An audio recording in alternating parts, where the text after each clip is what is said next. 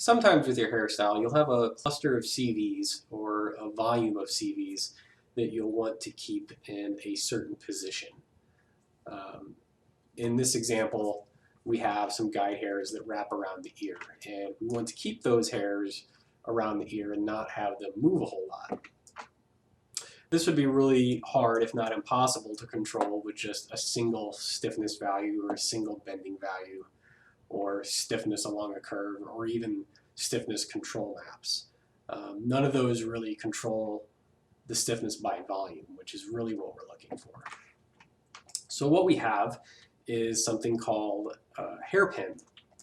So what I'm going to do is turn on my growth mesh and select it. Turn on my HairWorks modifier, and we're going to go ahead and select the head bone twice because we want a left and a right ear. So we'll add the head once. We'll rename that ear left, and then we'll add a shape to the head bone again, and we'll call this one ear right.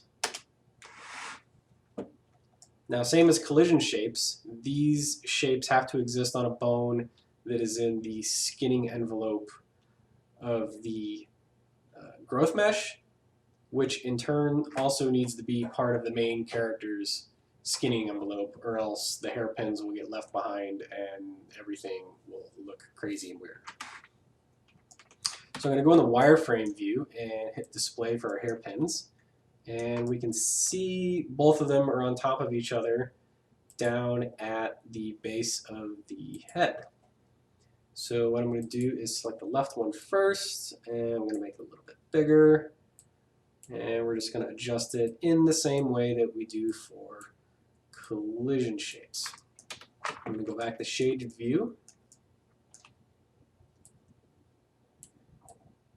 and I just want to get a little bit bigger than my ear. And so I'm going to turn on my guides to kind of see where we're at and see how much we're encompassing. And that seems pretty good, although I've got some of these bangs up here, and I really don't want those to be tripped. I really want to focus on the guide hairs at the top rear of the ear. So I'm going to take this and just move it back a little bit, and move it in towards the head, and that should be pretty good.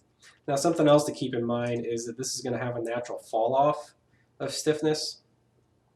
So from the center is full stiffness, then as you get out to the edge, it is no stiffness for those CVs.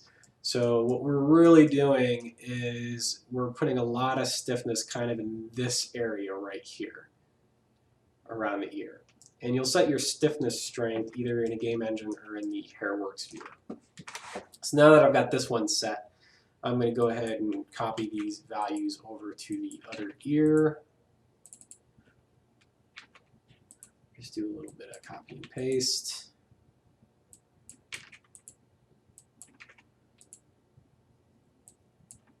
And just like collision, these are local to the bone. So in this case, this is going to be flipped. And now we have our hairpins on both sides.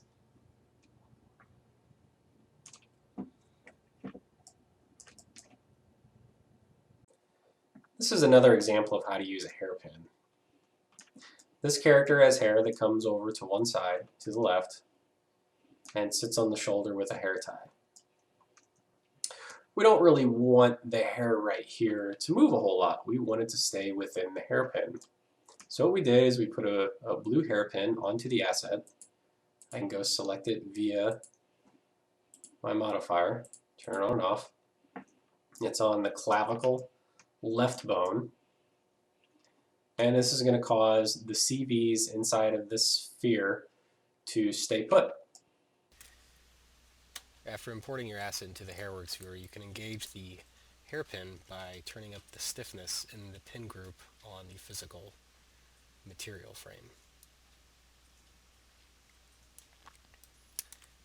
And what this does is stiffens up all the CVs that are inside the volume of the hairpin sphere.